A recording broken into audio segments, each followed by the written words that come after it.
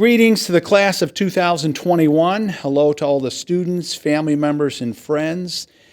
My greetings also to the faculty, staff, to the management, and to the Board of Trustees, any community members also watching. Again, welcome.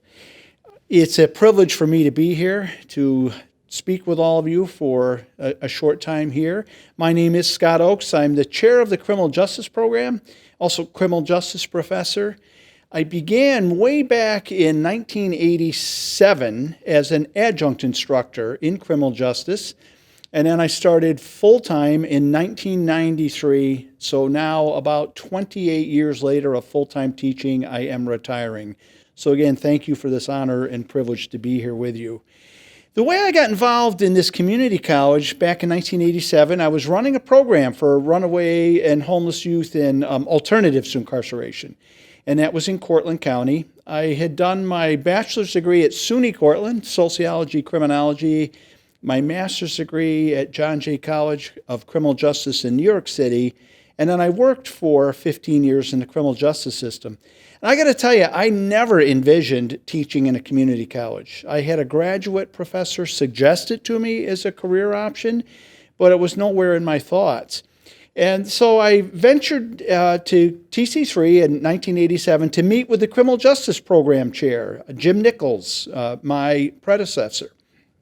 And we met to talk about an internship opportunity for students. I wanted to take on a TC3 student as an intern. And by the way, he sent me a spectacular student. But then he got chatting with me about my background. He said, hey, have you thought about teaching? And I had done a lot of training, a lot of work with law enforcement departments, probation. I had teaching in my family, but I had never taught in a classroom. But I loved doing trainings. I saw the experiences of family members. I said, this sounds like a great opportunity. And he goes, great. I could use you to teach corrections this semester. And I said, fantastic. So I got prepared to teach the course. I met colleagues. Jim Nichols was instrumental in supporting me. And I will never forget, though, that first night in the classroom. It was a 3-hour course. Now, some of you have probably taken those dreaded 3-hour courses where you've got to sit for those full 3 hours. So colleagues said to me, hey, Scott, just go in, give them the course outline, the syllabus, cut them loose, let them go, say, see ya next week. And I'm thinking to myself, that's a ripoff. If I'm paying to go see an accountant for 3 hours and they say to me, here's the paperwork, have a nice week, I'm going to let you go a little early. I'm like, I'm paying for this. And I said, I know students are paying for this, or their parents are, or you're getting loans. And I said, there's no way we're getting out early. We're here to have some fun together and learn together. And so I went over the course, and then I said, let's start chatting about jails and prisons. And all of a sudden, the atmosphere changed a little bit. Everybody reached for notebooks and pens. I remember one student raised his hand. He goes, Professor, you have a pen I can borrow? I didn't know you were going to make us take notes the first night. And then what happened is they all started writing everything I was saying.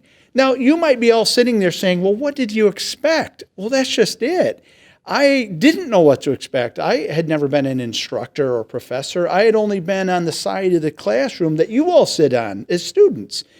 And I realized then how important this profession is and how important it was for me at the time, that it's an incredible honor to be invited into your learning experiences, but it is also a tremendous responsibility. And I also saw how serious community college students were about learning, because frankly, I didn't know anything about community colleges really. So that was an eye-opener. I said, wow, these are awesome, excited, interested students. So that was the first part. And then second, though, what I learned quickly as I got into more teaching was the incredible diversity and resiliency that you all bring to the classroom. That amazed me at the community college level. And, I realized I wasn't trained to do this or really prepared to do this. I realized I needed to keep learning with all of you, and I still do to this day. But the other thing is I realized that it's really a gift. And that's something I'm going to talk to you a little bit about later. It's pursuing passions and gifts. My passion, I thought at the time, was nothing but becoming a police officer. In fact, the reason I was in Cortland, I moved back to this area from New York City. I was prepared to enter the Ithaca City Police Department and got called for the academy. It was delayed because of budget. Ironically, I started working in alternatives to incarceration. I saw the need there and had a tremendous passion and was able to use my gifts there. And that's what you'll be able to do too as students. You may not always end up in what you think should be that number one career choice, but it's how you run with it and how you use those gifts. So getting back to you all, the second thing I learned about the community college was about all of you. And as I said, what really impresses me is the diversity and the resiliency. You're an amazing group. TC3 students. You have tremendous diversity and talents and gifts you bring to us. There's cultural diversity. We have students, some of you are from different nations, and I have so enjoyed my experiences with students from other cultures. I have learned so much about them. A few years ago, I had a student from the Dominican Republic in my classes, and my Spanish is pretty bad. I was trying to speak a little Spanish with her, and that would definitely get her laughing. But I really brushed up on it, and my point is she brought such diversity to the classroom. We all learned from her as well. Or, again, students from other nations. The diversity that you bring from your home environments. When I began here, we were a commuter college. Back, again, when I was full-time in the early 1990s, we predominantly had students from Tompkins County, Cortland County, and Tioga County coming here and commuting every day. There were no dorms. There were a couple of apartment buildings over there, private apartment buildings. And so students were mostly from the rural areas.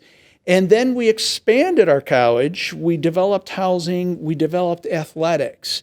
And a whole new group of students came in with very diverse backgrounds.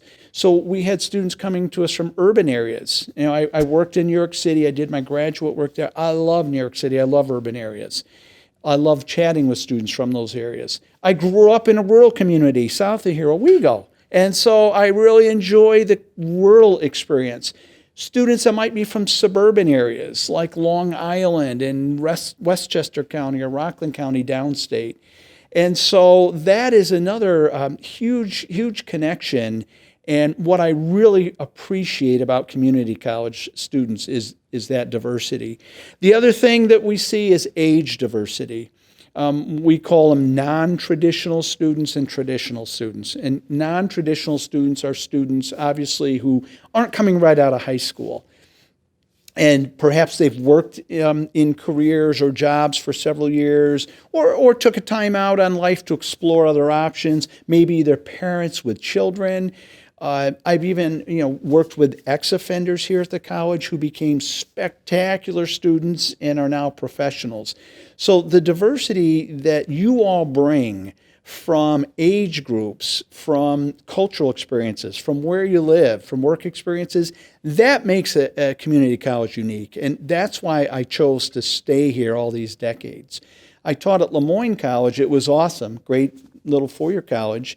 Juniors and seniors, and that was great. But I realized my connection was with a community college for a number of the reasons I've already stated. The other thing that's amazing is your ability to deal with challenges. I don't know what it's like to be a first-generation student. So many of you do. You come from families where you still are the first generation that's gone off to college successfully. And I can't say how much I admire you for doing that. I was surrounded by people in my family with college degrees. My brother went a year ahead of me to college, so I saw his experience. My mother had gone to college, family members, and so on. I didn't have to worry about like FAFSA and all that stuff. I had people to help me do all that. And I was very blessed with job opportunities and so on. So I didn't experience a lot of the economic challenges that you all have faced and overcome or constantly deal with. The other thing I'm so amazed with is students who are parents. I don't know how you do it, balancing education with parenting. It's something I again admire, and you amaze me with that ability, and you don't miss a beat. I have so many students that are parents, and they balance that. And when COVID kicked in and you all had to deal with your children being home for school, plus you're taking your courses, dealing with all of us and our demands, and your resiliency again is amazing, and so admirable. And that's another thing that has so made me appreciate community college. And then also athletes, those of you that have pursued athletics, trying to balance athletics, full-time sports with full-time college.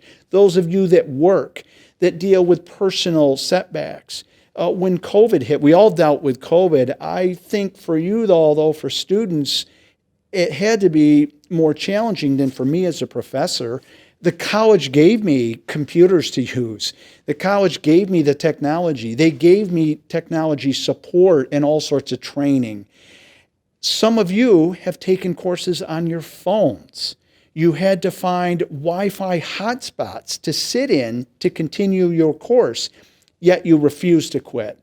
And that, again, shows your amazing courage, your amazing fortitude. And again, that's the community college student. I'm sure there's other colleges and other students have done the same thing, but I focus on you all at this college. And so that's been tremendous to see as well as you've overcome that. And I'm going to just talk real quick about a couple examples before I move into some closing comments. There's a couple of students, I'm not going to necessarily mention names because I don't have their permission except one that I'll mention. But here's just over the years, very early in my career, learning again about community college students. What is so special about all of you? I had a student who was attending class. She was a traditional age, so close to 20 years old, but about to become a single parent. And because of her situation, there was not a lot of people in her life at that moment, at that time, for a lot of support. But she was determined. And I'll never forget, she said to me, "Scott, I am going to graduate." She was graduating that semester. And she said, "I am not going to miss this course. I am not going to stop." And she was already well into the pregnancy, going to be due in a few months. And I'll never forget, she said to me, "I'm not missing a class. If I have to have this child in this class, that's going to happen." I said, now wait a minute. Let's talk about that. And so we laughed a little. And I am a parent, although my wife did all the work. I just did the breathing exercises. But what amazed me about that student is she had her baby 2 days later. She was back in the course, right where she had sat before, right back at it and saying, "I am not going to miss this. I am graduating." I'll tell you, when my wife had our first child, I was down for over a week. And again, I didn't do any of the work. It was all on her. So that student so impressed me. And that's only one example of so many of you and how you're able to persevere and how you pursue learning with such passion and energy. Second one I'll mention, and I'll mention the name Randall Contreras. And some of you who are watching, especially faculty and staff, had the opportunity to meet Randall. Randall came to us in the mid-1990s from New York City. That was unheard of back then because we didn't have dorms. But what pulled him here was a very good friend at SUNY Cortland. And she said, "Randall, you got to get your life together."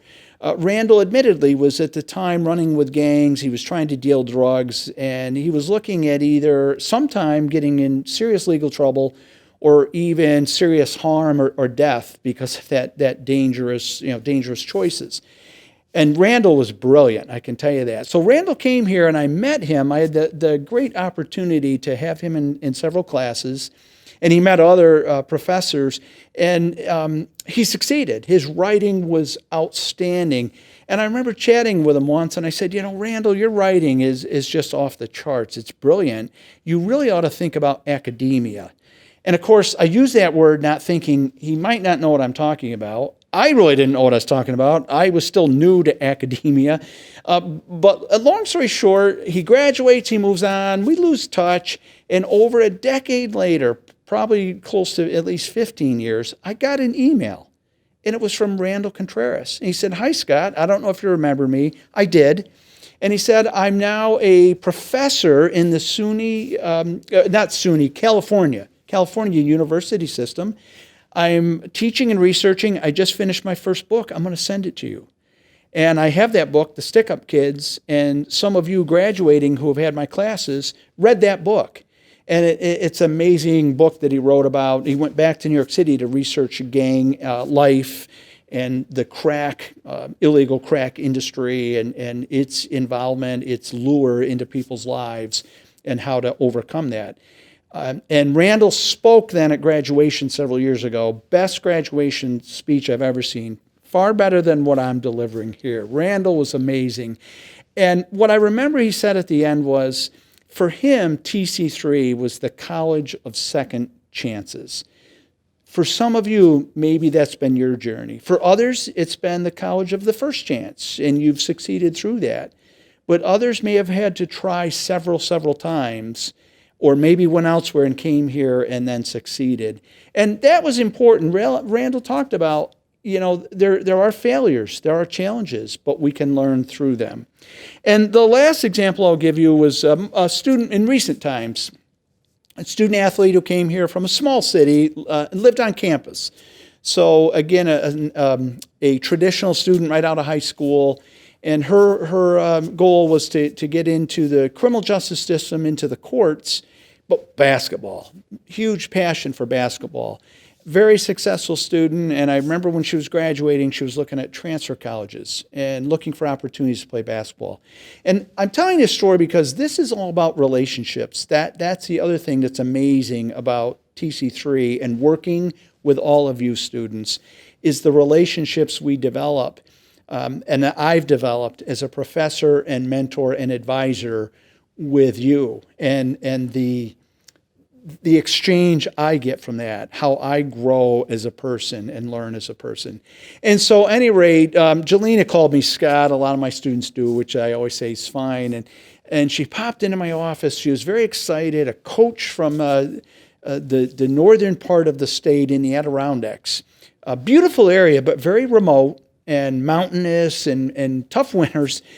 Very rural where she was looking. And I just said, and she said, I'm very excited. I can play basketball there. They've got a very good criminal justice program, which absolutely do.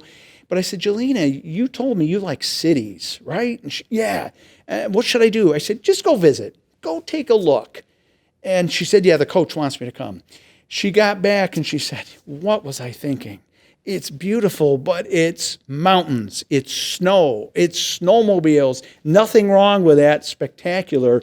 But Jelena said, I want cities. I want public transportation. I want various stores and social life. And at any rate, she ended up going to Buffalo State, also for basketball, the spectacular criminal justice program, and then she went off to law school. And again, the point of that story is the relationships that we develop here at TC3 as faculty with all of you. I wouldn't give that up for the world. One of my favorite parts of my job is the connection with students in advisement and just chatting with you about your lives and your careers, and you're opening that and allowing me as a professor to be part of that experience. I cherish that, and it's been great. So in closing, I just want to focus on a couple things. Now, I'm saying in closing, I hate it when a speaker says in closing and then goes on for 20 minutes. I'm not going to do that. But let me just say a couple things as you go forward. I think what's really important is how a person goes about choosing life.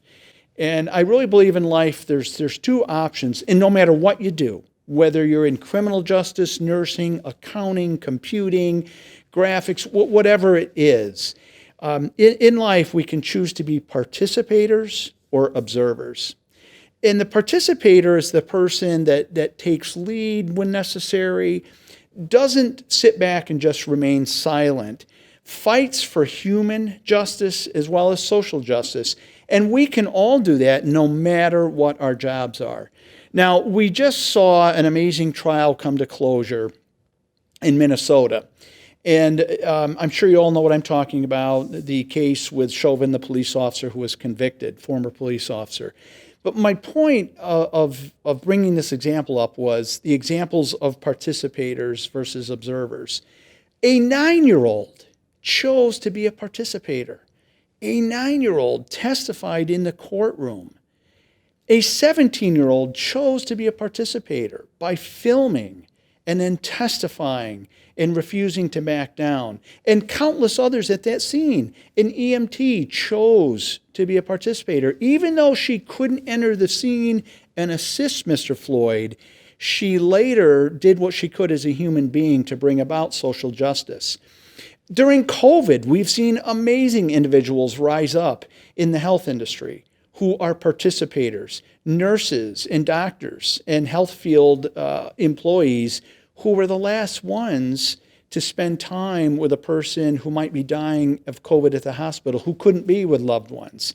That's a participator in life.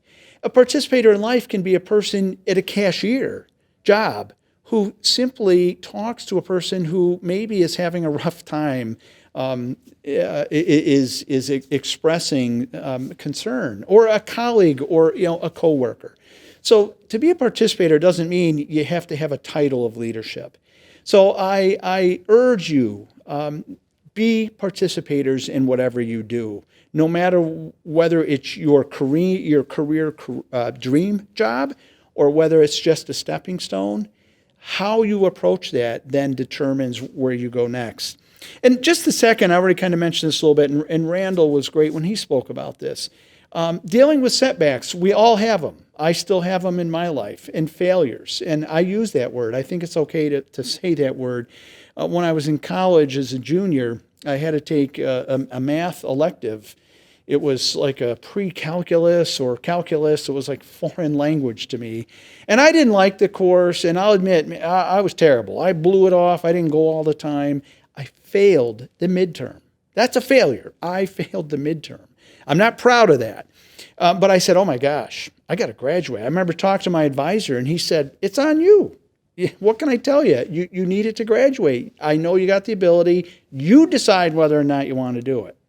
And I said, whoa. So I met with the professor and didn't make excuses. And he said, here's what you need to do. Come to class. And you're going to have to work hard. But if you ace the final, you should be able to pass the course. And so I studied. I met with study groups, tutoring, other students, whatever was needed.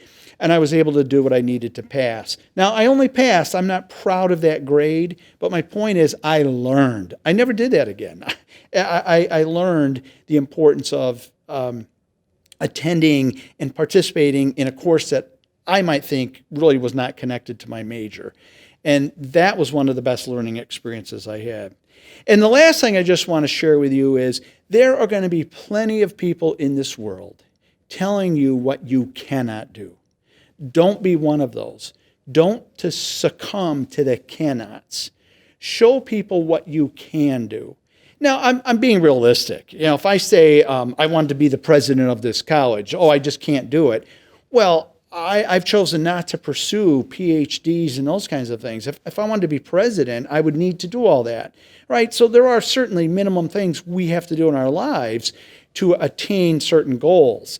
I'm not really talking about that, though. I'm talking about what you do in your jobs that you're able to attain and fulfill as dreams.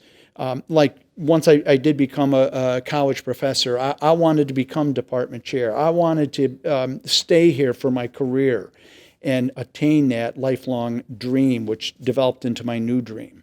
And so, again, there are plenty of people that will tell you you cannot. I was told early on I could not be a police officer. I'm not a real tall person. You might not be able to tell on the camera, but I'm only 5 feet 6 inches tall. And back then there were height restrictions, which were later eased. And I did get the job offer in Ithaca. I was an investigator in New York City, so I had that great opportunity. But my point of that is, if I listened to those people who said you cannot because of your height, it never would have happened, and I wouldn't be sitting here now talking to you. So do not listen to the people that tell you what you cannot do. Show them what you can do. Link to those that support what you can do, and pursue those efforts and pursue those dreams. I always tell my students and other people I advise, you might have heard the saying, misery loves company. I say, no, it's really misery loves miserable company. So don't let someone who's miserable, I mean, that can be politicians that we see. It can be bosses. It can be coworkers. It can sometimes be a family member. And I'm not saying we disassociate and disconnect, but just don't be led into the negativity. Continue to rise up. Because really, I believe what's most important is who you are. Celebrate who you are. That determines what you are. So thank you, everyone, for this opportunity and for this time to be with you in this celebration. I can't think of a better way to have spent my career and these last almost 30 years being a professor here at TC3, being able to spend time with all of you and with my colleagues. It has been a privilege and it's been an honor. So I thank you. I wish you the best in your futures. Thank you and have a great